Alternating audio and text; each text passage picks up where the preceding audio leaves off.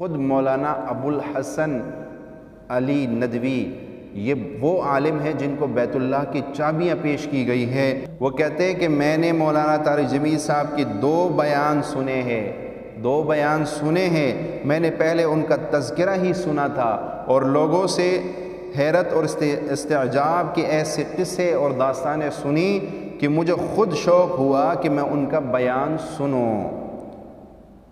اللہ پاک نے موقع دیا اور میں نے مولانا طارق جمیل صاحب کا بیان سنا۔ مجھے مولانا طارق جمیل صاحب کے حافظے، علم عروج، فصاحت، بلاغت، ترتیب الفاظ اور موقع شناسی کو دیکھ کر قرون اولیاء کے نابغہ اثر شخصیات یاد آئی اور دل شکر اور امتنان سے سر بسجود ہوا اور تسلی ہوئی کہ الحمدللہ